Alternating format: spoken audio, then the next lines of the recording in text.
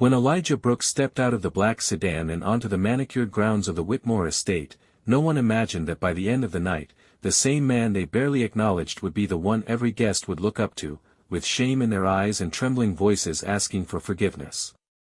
Pretended not to see while whispering just loud enough to be heard, and if anyone had looked a little closer, they might have realized that Elijah Brooks wasn't just another guest, wasn't just someone's plus one, and certainly wasn't the help, but none of them did, not even when he walked through their perfectly manicured garden path with a cane in one hand and decades of dignity in the other. Not even when his sharp brown eyes took in every chandelier hanging from the oak trees, every crystal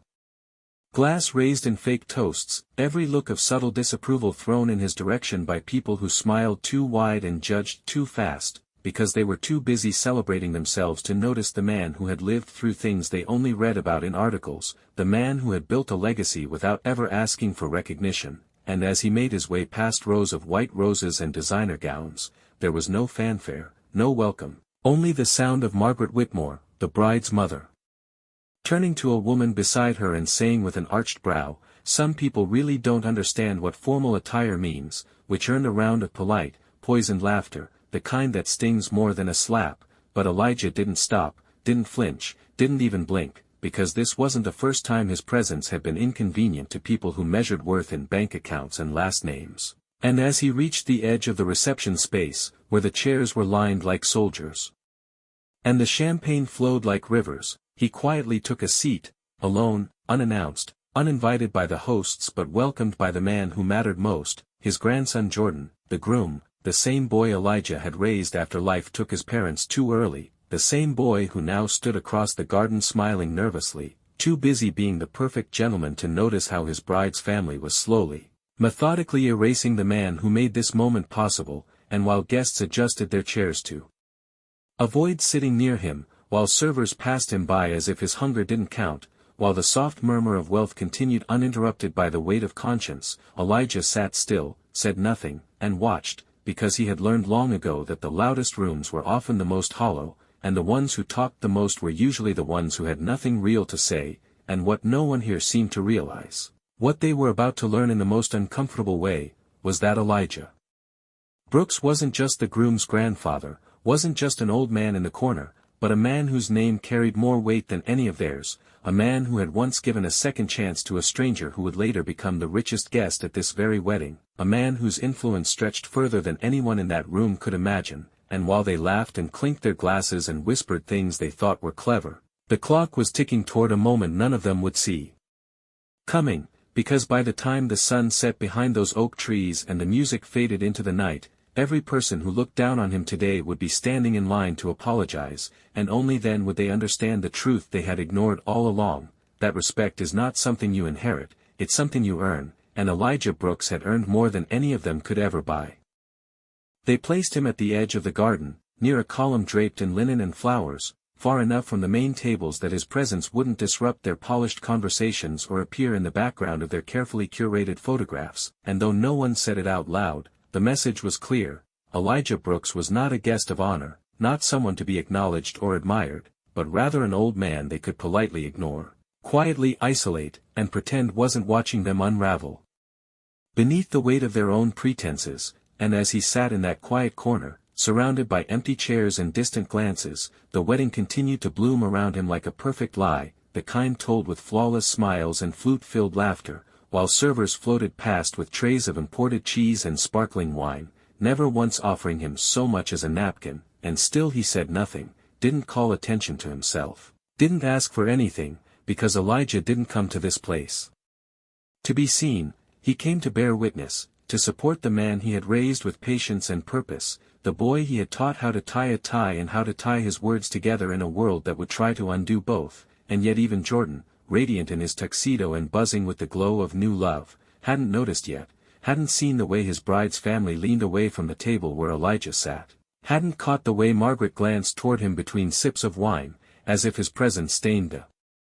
fabric of her fantasy, and when one of her relatives passed by and asked, "Who is that sitting over there?" she responded without a flicker of guilt, "I think he's from Jordan's side," her tone flat and dismissive, as though the man who raised her future son-in-law didn't deserve more than a footnote, and if that wasn't enough, when Elijah reached out to engage another guest in casual conversation. A pleasant comment about the pianist's skill, he was met with a forced smile and a look that slid right past him like fog on glass, and the moment stretched just long enough to make it clear, this was no accident, this was design, because they didn't want to know who he was, didn't care to ask, didn't need his story to ruin the illusion they had built around this day, and still Elijah remained composed, still upright, still present, watching as the camera flashes illuminated gowns worth more than most mortgages, as flutes clinked in celebration of a love that had roots far deeper than the people around him were willing to acknowledge, and while they praised Jordan's ambition, marveled at his poise, toasted his bright future, no one mentioned where it came from, no one dared ask about the man who taught him how to carry himself with grace even when the world spat at his feet, and Jordan, God bless him, was trying to play both sides, hugging his bride's father, laughing with her uncles, moving through the crowd like a man determined to bridge two worlds that had no intention of ever meeting in the middle. And maybe that's what stung the most, not the silence, not the cold stares or the sidelong comments, but the fact that in this place built for appearances, even his grandson didn't seem to notice the quiet corner where the man who had given him everything was slowly being erased. But Elijah noticed, he noticed everything, the way the laughter dropped a decibel when he passed, the way guests shifted in their seats, the way a server looked surprised when he politely asked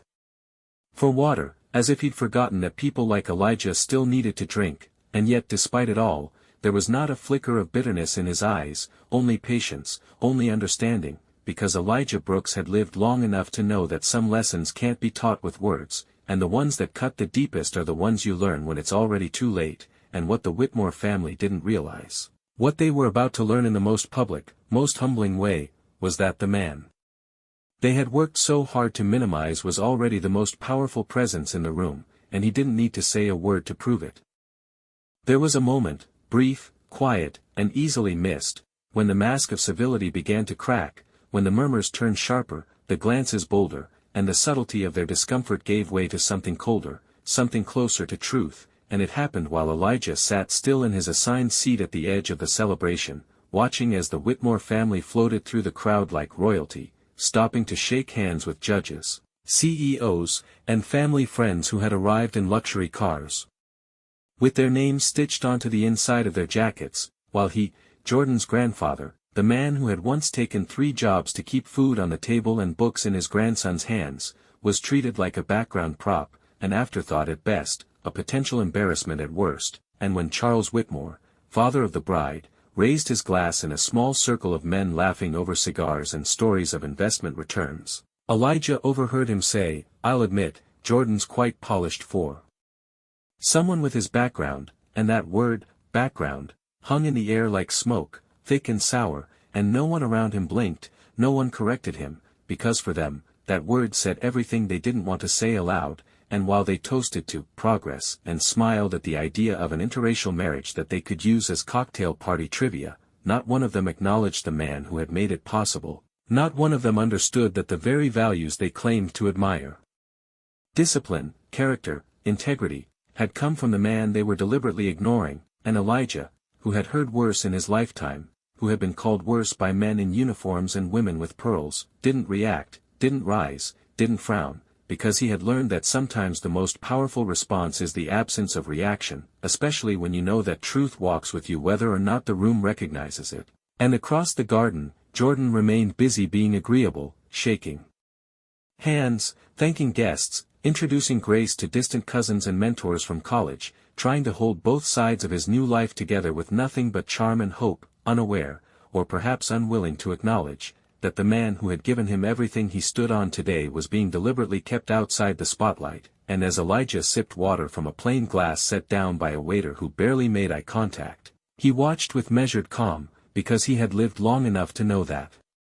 rooms like this, rooms full of performance and curated smiles, had a way of revealing themselves when the lights began to dim, and so he waited, listening to the jokes Charles made about modern traditions, and the way Margaret turned her back each time she passed his table, and though they pretended they didn't see him, their eyes flickered toward him more often than they realized, and perhaps it wasn't just contempt they felt, but discomfort, fear even, the unsettling feeling of being near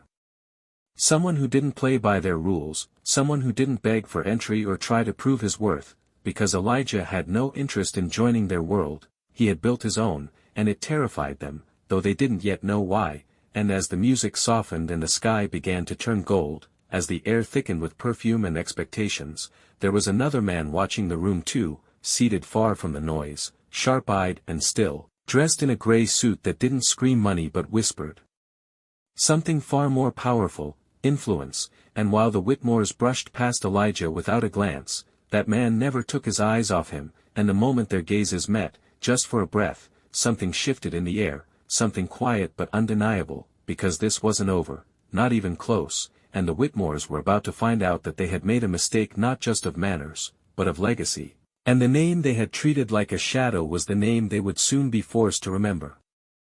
As the reception swelled with laughter and champagne, as strings played softly beneath oak branches draped in crystal lights, and as every corner of the Whitmore estate buzzed with the illusion of perfection, no one noticed at first that the man in the gray suit hadn't moved, hadn't spoken, hadn't joined in the shallow rituals of congratulations and clinking glasses, because in a room filled with the noise of self-importance, silence rarely draws attention, until it does, and while Elijah Brooks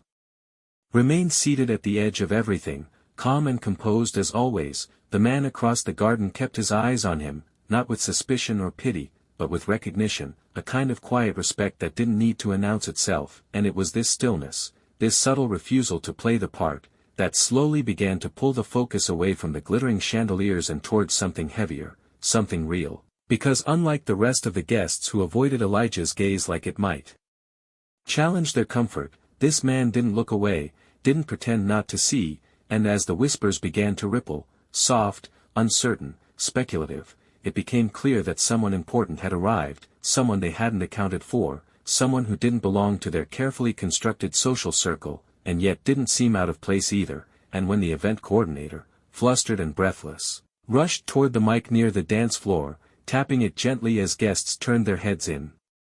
anticipation, the voice that followed cracked the surface of the night like a stone dropped in still water, because it wasn't another announcement about the cake or the couple's first dance, but something entirely unexpected. "Ladies and gentlemen," she said, her voice rising just enough to draw the attention of every table, "please join me in welcoming our distinguished guest this evening, an individual whose impact on business, education, and civil progress spans decades, and whose presence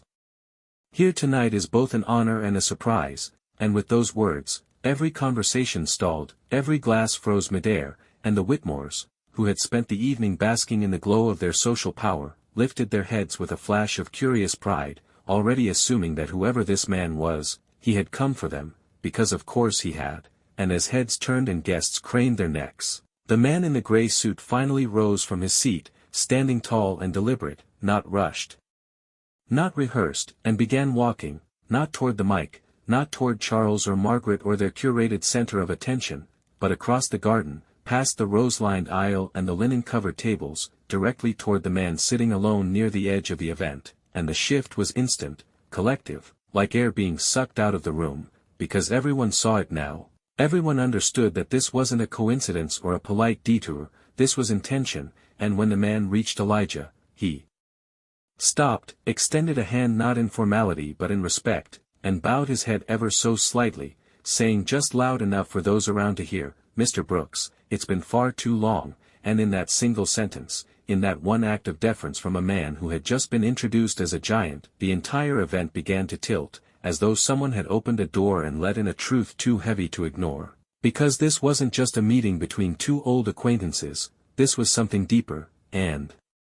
the look on Margaret Whitmore's face said it all, the stiffening of her fingers around the glass, the way her eyes darted between them like trying to solve a riddle she didn't know she'd been part of, and Charles, suddenly silent, leaned forward with a furrowed brow, and guests began to murmur, not in mockery now, but in uncertainty, in curiosity, in a slow-brewing realization that they had missed something vital, something enormous. And Elijah, still seated, still calm, simply looked up, smiled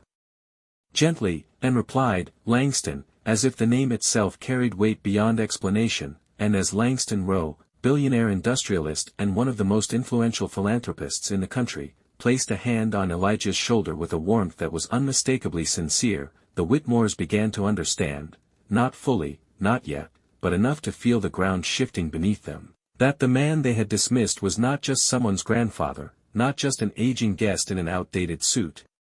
but someone whose legacy would outlive every name printed on their wedding invitations. For a few eternal seconds, the only sound was the hush of confusion washing over the crowd like a cold breeze through silk, because no one expected that the man in the gray suit, the one they'd quietly speculated about, the one who had bypassed every social protocol by walking straight past the bride's family, would now be stepping up to the microphone, not to toast the couple, not to recite a speech prepared by the event planner, but to speak from somewhere deeper, heavier. And when Langston Rowe turned to face the audience, the silence became dense, not empty but full of 1,000 unsaid things, and the way he held the mic, with no nervousness, no theatrics, just quiet command, was enough to silence even the Whitmore's smirks. And then he began, his voice calm but clear, the kind that didn't need to shout to cut through the air. "Many of you know me as a businessman," he said, "a name in magazines or headlines. A man who made a few fortunes and gave some of it away." A few polite chuckles echoed, but they felt forced, unsure, like no one knew how to react anymore. "But I wouldn't be any of those things," he continued, "if not for one person." And here, the pause wasn't dramatic, it was reverent, a moment he let stretch just long enough for discomfort to creep into the corners of the garden. The man seated at the far table, the one most of you walked past without looking twice, Mr. Elijah Brooks. And the way he said that name, with quiet power and deep respect, made every eye turn, not out of curiosity now but guilt. And Langston didn't stop, didn't flinch, didn't spare the audience from what came next. "He is not just the grandfather of the groom, he is the reason I ever had a chance at anything at all." And then, slowly, painfully, he told the room the story none of them expected to hear at a wedding, of how decades ago, as a teenager caught between poverty and prison, he had been given a job at a small community center where an old veteran with kind eyes and impossible patience taught him how to write, how to think, how to demand more from life than survival, and how that same man paid for his night classes when no one else believed he was worth it, how he sat in the audience at his graduation when even Langston's own father didn't show up, and how every major decision he'd ever made, every donation, every scholarship, every act of change, had been guided by one question: what would Elijah do? And now, as the crowd sat frozen, the Whitmores visibly paling under the weight of what was unfolding, Langston turned back to the man they had tried to erase and said, "I owe my life to you, sir, and I'm ashamed it took this long for some of these people to know who you are." And though Elijah hadn't moved, hadn't smiled or shifted in his seat, there was a stillness around him now that felt less like silence and more like gravity. And Langston wasn't finished, because some truths don't land unless they're spelled out, and so he added, "You talk about legacy in rooms like this, about bloodlines and names, but real legacy isn't what you inherit, it's what you build, and this man has built more than all of us combined." And with that, he stepped down, placed the mic on the stand, and returned to his table, leaving behind a silence that wasn't awkward, but devastating. And for the first time that night, no one was smiling, no one was laughing, and the Whitmores, who had owned every glance, every joke, every whispered insult, could no longer pretend they didn't know who Elijah Brooks was, because now the entire room knew, and knowing meant they could never go back to the lie they'd been telling themselves all night. The silence that followed Langston's speech didn't feel like the calm after a storm, it felt like the eye of it, the moment where everything holds its breath before crashing down. And as the guests slowly turned in their seats, as eyes darted across the garden searching for something familiar to hold on to, it became clear that the center of the room had shifted entirely, no longer revolving around the Whitmores or their perfect image but around the man they had spent the entire evening trying to make invisible. And while Margaret sat stiffly, her hand frozen on the stem of her wine glass, and Charles stared ahead like someone trying to rewind time, Elijah Brooks remained still, the weight of attention finally settling where it had always belonged. And then, slowly, the shuffle began, a procession of regret masked as politeness, of apologies disguised as curiosity, as guests who had avoided his eyes now approached with awkward smiles and outstretched hands, trying to undo with words what their actions had already made permanent. But Elijah didn't gloat, didn't rise, didn't deliver some dramatic monologue. He simply looked at them with the same calm he'd worn all evening. And when Margaret finally stood, her smile brittle and her voice suddenly sweet, saying, "Mr. Brooks, I had no idea, truly, if only we'd known who you were." He turned to her, not with anger, but with clarity, and said, "But you knew how to treat a person," and those words landed heavier than any accusation could, because they stripped away her excuse, exposed the truth behind her polished cruelty, and when Charles tried to extend his hand, forced a tight smile, and muttered, "It's an honor, Mr. Brooks, perhaps we can start again." Elijah glanced at the hand, then back at Charles's